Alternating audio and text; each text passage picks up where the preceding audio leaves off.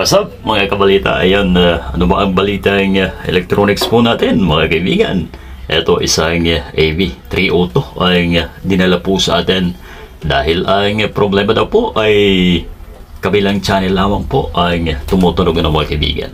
So yan po ang ibabahagi ng inyong lingkod sa inyo lahat mga kaibigan. At syempre bago yan, sa mga hindi pa po naka-subscribe sa ating channel dito sa ating Facebook, ang Bal Jacob, at doon naman sa ating YouTube channel, ang Balitaing Electronics mga kaibigan. Siyempre, unang step na dapat gawin ng isang tech ay i-test kung aling channel ang wala mga kaibigan. Eto, lagyan po muna natin ng speaker upang malaman natin kung alin ang may problema mga kaibigan. Sa ganitong status mga kabalita, marami po ang pwedeng maging factor dito sa ganitong sira mga kaibigan. Pero mga basic na dapat po nating tingnan ay ang mga sumusunod. Ito, yung lagayan po ng speaker natin, yung input po natin baka naman ay may problema din. At syempre kasama na po dyan ang volume control at ang pinakamatindi, yung mga piyesa po natin na transistor sa mga kaibigan, baka may problema. So ito na, plugin po natin. Yan ang mga dapat i-check ng isang tech, gaya ng ginagawa po natin. Ito, na-input natin yan naman ay pwedeng matest kung talagang input ang may problema, yung tuner po natin kung meron yun po ang gamitin natin dahil ay bihira po magka-problema since siya ay nasa loob. So tumutunog siya mga kaibigan. Okay, pero kanina po ay isa talagang may problema ito. At bukod doon sa problema ngayon mga kaibigan, bagay ito na ayaw sumama ng tornilyo dito sa plastic pag pinihit po natin ang lagayan ng speaker yung output. So ang gagawin natin, ayusin muna yan and then mag-proceed po tayo sa kung ano pa man na problema, just in case na hindi pa po magawa dito sa ating ayusin na kabitan ng speaker mga kaibigan. Okay, ganun po ang tamang proseso ng pag-aayos mga kabalita.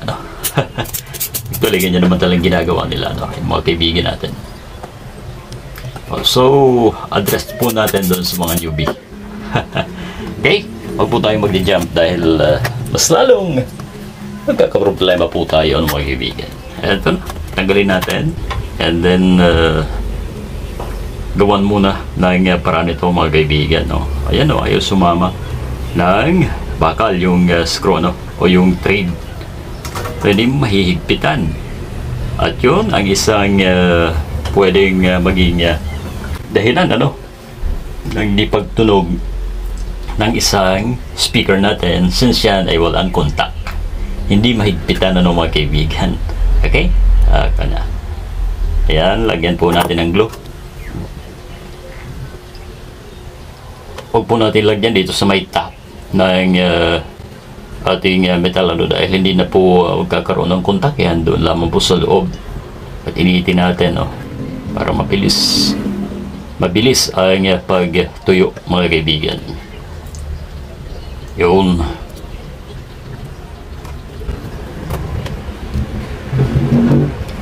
So maliit lamang po pangbahay lamang na ampli ito mga kaibigan, pero yan po ay parehas lamang doon sa mga wika nga po natin ay power up na malalaki dahil iisa ang design po niyan mga kaibigan. Ito na, ihinang na natin ang tinanggal natin pinagkagabitan ng speaker natin. Yan po kasi ay medyo mahina na rin unlike before na ang mga ganitong klase ay talagang heavy duty ang mga lagayan na yan mga kaibigan. Eto na, sana po ay yun lamang ang problema nito mga kabalita. Yan, screw po na yung kompleto Kasi minsan yung mga suki nagre-reklamo po yan pagka hindi po na kumplatuhan, ano. Okay? Lagyan na po natin ulit ng ating monitor. Right.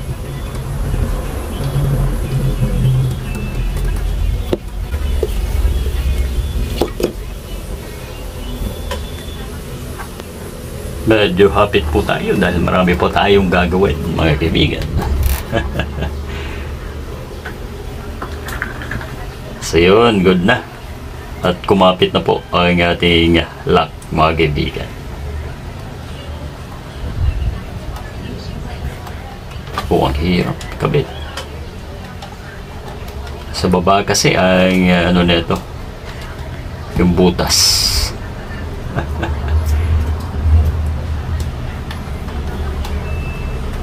Tiyaga.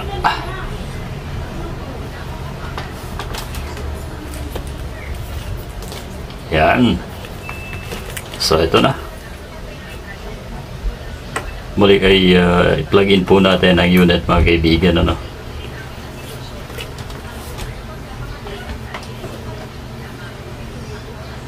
Ito na.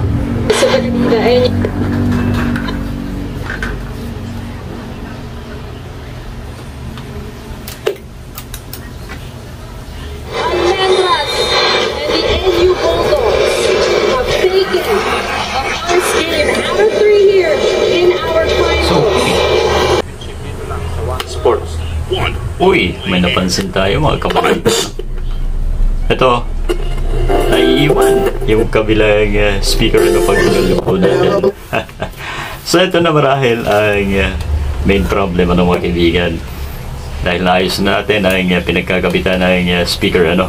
Ang dahilan siguro ay kagagalaw po ng may-ari ay nagkaroon ng problema doon, natanggal ang gitnang lock, ano, kaya nasira. Pero tansya ko po ay ito talaga ang main problem, ano, at itong volume control po natin, mga kaibigan. So ganun talaga ang mga control na to, mabilis masira, ano, dahil alam niyo naman ang mga gawa ngayon ay hindi na kasing tibay ng mga unang labas, mga kaibigan. Papalitan po natin ang volume control upang dito ay matunghayan po natin kung eto talaga ay may problema, mga kaibigan, ano. Alright. So ang laro po kasi niyan ay stereo, no. Pwedeng yung isa ay talagang maiwan dahil sira. Okay. Tanggalin natin at hanap po tayo ng pamalit dito sa ating suspect na ito, mga kaibigan. Actual agad, ano. Ito.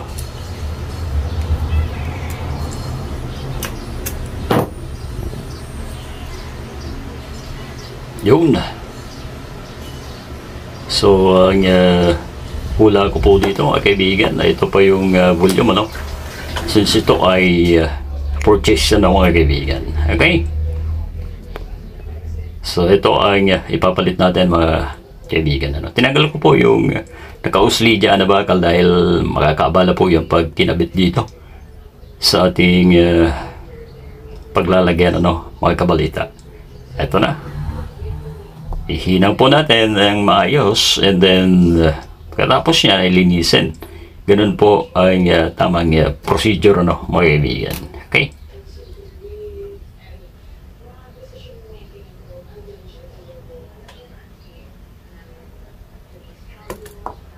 Again, para maiwasan, ano, ang mahabang video, dahil minsan nakakatamad naman po talaga, ay dinodouble po natin, ano, ang bilis, mga kaibigan. Ayan na, linisin muna natin.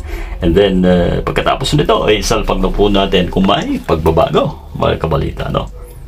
Ayun, pusa ko, talagang makulit. Gusto dyan sa tabi. Right, eto na. Test na natin, mga kabalita, ang ating ginagawang ito, no.